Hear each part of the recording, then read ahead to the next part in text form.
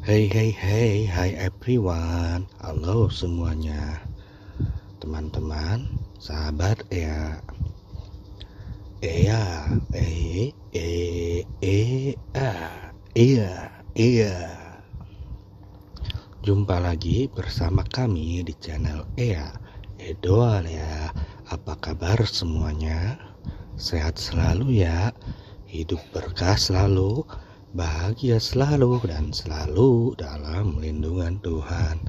Amin. Pada kesempatan kali ini, Ea akan bercerita tentang 6 nama hantu di Indonesia yang cukup terkenal. 1. Kuntilanak. Hati-hati bagi kamu yang suka keluyuran sendirian pada malam hari. Kuntilanak akan mengikutimu. Kuntilanak adalah hantu yang diyakini berasal dari wanita hamil yang meninggal atau wanita yang meninggal saat melahirkan dan anaknya tidak dilahirkan, tetapi meninggal dalam perut bersamaan dengan ibunya. Karakteristik kuntilanak antara lain sering tertawa cekikikan dengan suaranya yang khas. Kadang juga ia menangis terseduh-seduh, dan dia suka berada di bangunan tua atau puing-puing bangunan dan rumah kosong yang lama tidak dihuni, atau di pohon-pohon, terutama pohon waru yang tumbuhnya miring ke satu sisi, atau kita sebut waru doyong. Dia juga menyukai berada di tempat-tempat lembab seperti muara sungai, di tepi danau, atau di dalam sumur tua. Kuntilanak sering digambarkan meneror warga desa. Kuntilanak bila muncul selalu disertai dengan harum bunga melati, kenanga atau kantil, dan atau kamboja. Kadang juga penampakannya disertai dengan bau amis atau bau bangkai busuk. Kuntilanak menyukai bau amis darah serta suka mencuri bayi yang baru dilahirkan. Menurut tradisi Sunda, kuntilanak tidak memiliki lubang di punggungnya atau sering disebut sebagai sundel bolong. Kuntilanak juga suka tinggal di pohon tertentu sebagai tempat tinggal, seperti kembang sepatu, pohon keluih, atau pohon waru yang tumbuhnya condong ke satu sisi atau doyong. Menurut kepercayaan dan tradisi masyarakat Jawa, kuntilanak tidak akan mengganggu wanita hamil jika wanita itu selalu membawa pisau dan gunting ketika dia berada di rumah atau dia bepergian. 2. Sundel bolong. Sundel bolong adalah salah satu bagian dari mitos hantu Nusantara yang pada umumnya digambarkan sebagai hantu wanita cantik berambut panjang dan berpakaian gaun panjang berwarna putih. Namun pada bagian punggungnya bolong berlubang tembus. Sekilas penampilannya agak mirip dengan hantu kuntilanak. Perbedaan sundel bolong dengan kuntilanak. Banyak orang yang menyangka kalau hantu sundel bolong itu sama dengan hantu kuntilanak. Itu mungkin karena keduanya memiliki kesamaan yang hampir mirip. Keduanya sama-sama hantu wanita berambut panjang serta memakai gaun putih. Namun sebenarnya hantu sundel bolong bukanlah hantu kuntilanak. Yang membedakan mereka terletak pada bagian punggungnya. Hantu sundel bolong memang memiliki lubang pada bagian punggungnya, sedangkan kuntilanak tidak. Ini dikarenakan hantu sundel bolong berasal dari arwah yang mati karena Dika sedang ingin melahirkan. Sedangkan ia harus melahirkan di dalam kubur, dan cara melahirkannya pun berbeda dengan manusia. Hantu sundel bolong melahirkan lewat punggung, sehingga tubuhnya terbelah atau bolong. Penampakan dari hantu sundel bolong. Hantu sundel bolong biasanya kerap menampakkan dirinya pada pejalan kaki yang kebetulan lewat di wilayahnya, biasanya di perkuburan atau di tempat angker dan sepi. Terkadang hantu sundel bolong juga menyamar menjadi seorang wanita cantik yang berjalan seorang diri di tengah malam. Hantu sundel bolong sangat suka mencari korbannya, terutama para lelaki hidung belang. Namun terkadang hantu sundel bolong juga sedikit usil. Dia sering mengganggu para pedagang yang sedang jualan pada malam hari dengan menyamar sebagai pembeli, lalu kemudian menakutinya.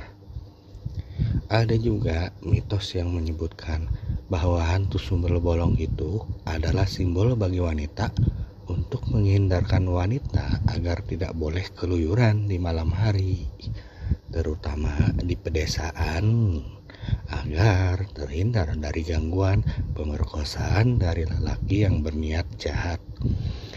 Dalam perkataan secara harfiahnya, sundel berarti wanita binal, sedangkan bolong artinya berlubang tembus.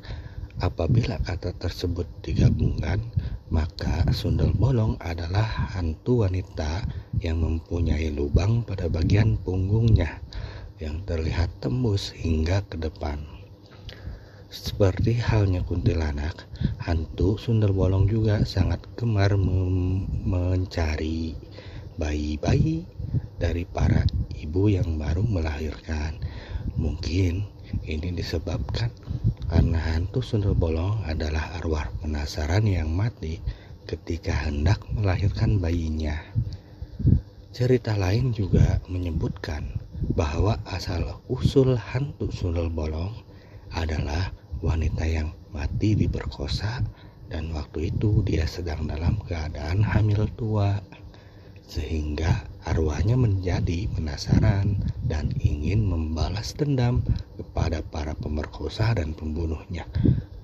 Itulah mengapa hantu sundel bolong suka sekali mencari para pria hidung belang untuk dijadikan korbannya. 3. Genderuwo. Hati-hati para suami yang selalu meninggalkan istri-istrinya sendirian. Genderuwo selalu mengintai istri-istri yang kesepian.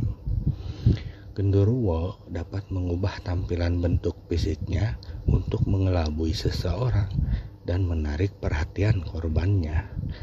Genderuwo adalah makhluk yang diyakini menganggur dan bermoral karena kecenderungan untuk menggoda manusia, terutama perempuan.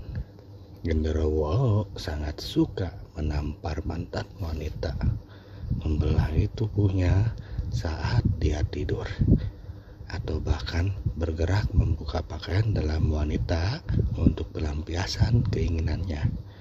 Genderuwo kadang-kadang berubah dalam bentuk makhluk kecil berbulu yang bisa tumbuh dalam sekejap. Genderuwo juga suka melempar batu ke rumah-rumah penduduk di malam hari.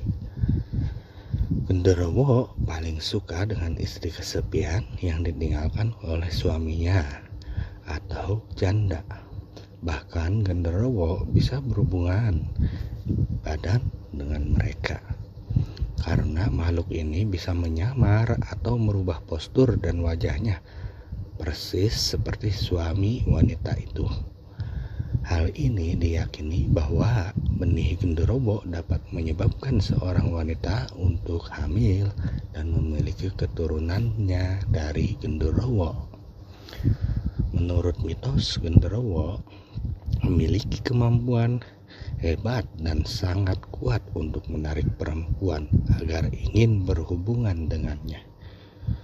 Genderuwo juga permainan secara seksualitasnya diyakini sangat luar biasa, sehingga wanita sering merasakan kepuasan yang luar biasa saat berhubungan dengannya. Biasanya wanita yang berantakan oleh genderuwo tidak menyadari bahwa mereka berhubungan dengan makhluk itu, karena genderuwo akan meniru sebagai suami si korbannya. Genderuwo memiliki libido dan hasrat seperti seksualitasnya yang sangat besar, jauh melebihi manusia pada umumnya. Ada legenda mengatakan bahwa genderuwo terkadang senang tinggal di dalam rahim seorang wanita. Seorang wanita yang dirasuki genderuwo akan memiliki dorongan seksualitas yang sangat tinggi dan tidak bisa menahan nafsunya. Jika pasangannya tidak mampu melayani, maka dia tidak akan ragu-ragu untuk menemukan partner lain. Ini terjadi karena nafsu wanita itu sudah dikendalikan oleh genderuwo. Jika wanita yang telah dirasuki genderuwo itu berhubungan badan, maka genderuwo yang berada di dalam rahimnya juga akan merasakan kenikmatan hubungan intim yang dilakukan perempuan itu. 4. Pocong. Pada awal mulanya, hantu pocong hanya berkembang di Indonesia saja. Namun, seiring dengan berjalannya waktu, di negara tetangga Malaysia pun mengenal sosok hantu ini. Namun, di negara Malaysia sedikit berbeda. Hantu pocong lebih dikenal dengan istilah hantu bungkus. Kepercayaan dari warga Malaysia akan adanya eksistensi hantu bungkus ini justru sedikit banyak dipengaruhi oleh para pendatang yang berasal dari Indonesia yang masuk ke Malaysia. Di Indonesia sendiri, hantu pocong sangat terkenal, sama halnya dengan hantu kuntilanak atau hantu lainnya. Bahkan hantu pocong ini juga sampai dibuatkan filmnya. Film hantu pocong ini telah diputarkan hampir serentak di seluruh bioskop di pelosok tanah air. Kisah ceritanya pun tak kalah seram dan serunya dengan cerita hantu-hantu lainnya.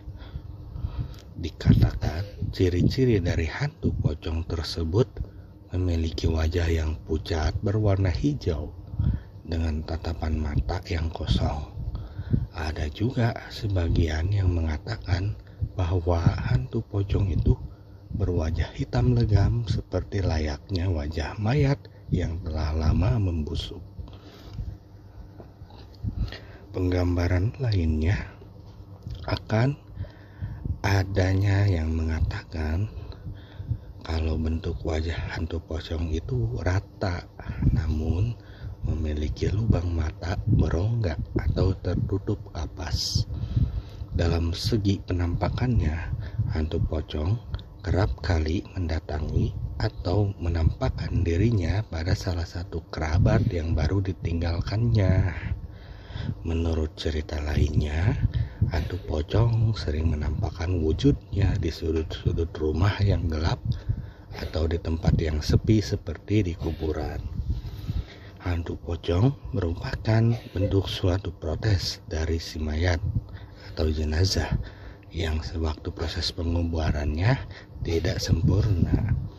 Hal itu terjadi karena para kerabatnya lupa untuk membuka ikatan tali pocong pada kain kafan si mayat. Sehingga pada malam harinya Pocong tersebut akan pergi menemui atau mencari salah satu kerabat keluarganya untuk membukakan kembali ikatan tali pocongnya yang masih terikat tersebut. Meskipun di film-film pocong sering terlihat berjalan sambil melompat-lompat, namun dari mitos sebenarnya ini sangat bertentangan dengan cerita pocong di film.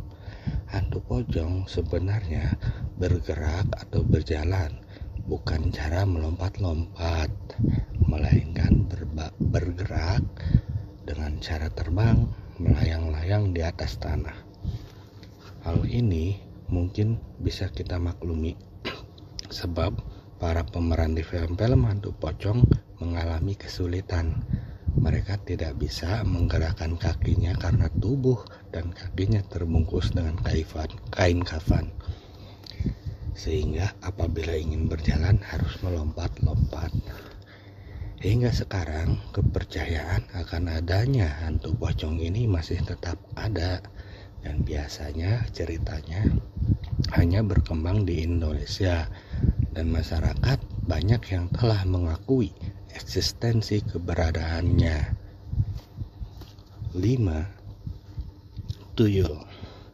Tuyul merupakan makhluk halus berwujud seperti anak kecil atau orang kerdil dengan kepala gundul pelontos. Ada juga yang menyebut kalau tuyul itu bersuara seperti anak ayam. Tuyul dapat dipekerjakan oleh manusia, seperti biasanya orang yang menjadi majikan tuyul punya alasan tertentu, terutama dalam hal mencari uang untuk memperoleh harta kekayaan. Cara untuk menangkal dari perbuatan tuyul yang suka mencuri uang, biasanya orang akan memasang yuyu atau anak kepiting di setiap sudut rumahnya, karena dipercaya tuyul sangat menyukai yuyu tersebut, sehingga ia akan lupa pada tugas yang diperintahkan majikannya atau si pemiliknya. Di mitos lainnya ada juga yang menyebutkan asal mula tuyul dipercayai berasal dari bayi yang mati ketika lahir, atau jadi dari janin orang yang melahirkan keguguran. Karena berasal dari bayi, karakter tuyul pun identik seperti anak kecil pada umumnya, yaitu gemar sekali bermain. Tuyul yang katanya sering sekali membuat resah bagi para pedagang kaki lima ini bukan cuma terkenal di Indonesia.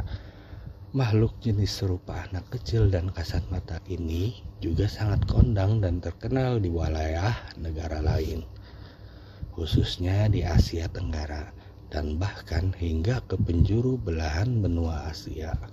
Selain orang Indonesia, warga Malaysia pun, Singapura juga, dan Thailand membenarkan kalau seseorang yang memelihara tuyul akan bisa menjadi kaya raya. Baik Indonesia, Thailand, Singapura, ataupun Malaysia menganggap tindakan itu tergolong sebagian dari ilmu hitam. Orang yang memelihara tuyul biasanya menggunakan makhluk halus ini untuk mencari atau mencuri uang atau mengambil sesuatu barang yang berharga milik orang lain.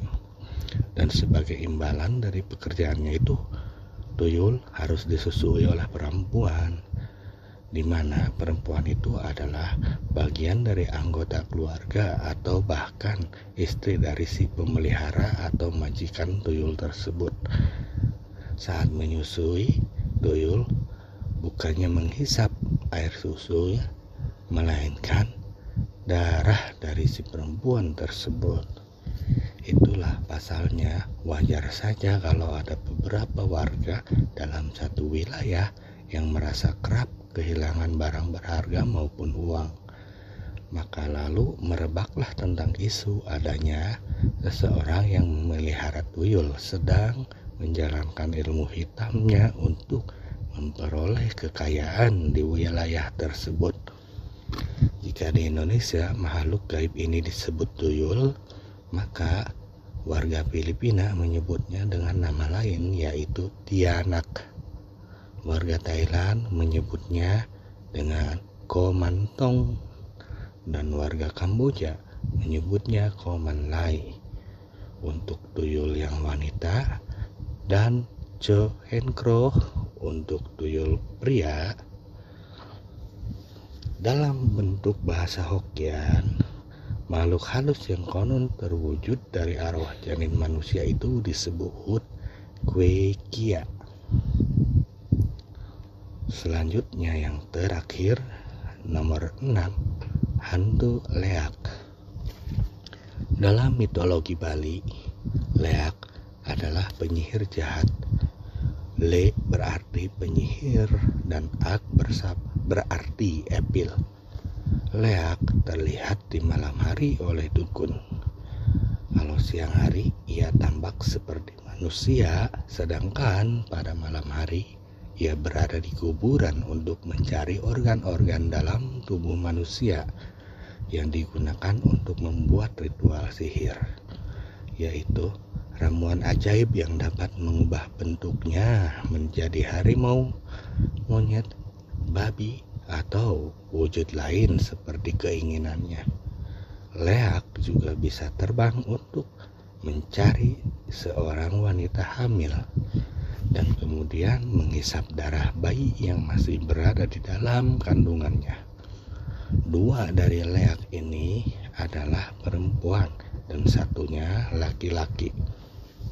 Menurut kepercayaan orang Bali, leak adalah manusia yang berlatih ilmu hitam dan membutuhkan darah embrio untuk hidup. Mereka juga mengatakan bahwa leak dapat mengubah dirinya menjadi babi atau bola api. Sedangkan yang sebenarnya, bentuk leak memiliki lidah yang panjang.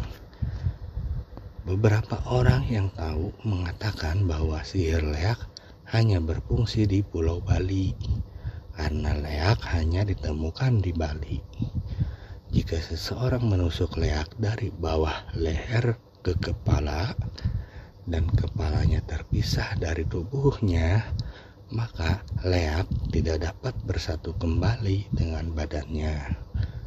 Masyarakat Bali menggambarkan leak dengan gigi tajam dan lidah yang panjang. Dan kadang-kadang juga gambaran leak ini digunakan sebagai hiasan di dalam rumah. Baiklah, cukup sekian 6 nama hantu terkenal di Indonesia saya sudah ceritakan. Mari ambil pelajarannya, semoga kelak bisa bermanfaat untuk teman, sahabat Ea, dan semuanya. Amin. Mohon maaf bila ada kurang atau salah, dan terima kasih atas perhatiannya. Jangan lupa nantikan ya video ya selanjutnya. Sampai jumpa and the goodbye, nice to meet you. Ea.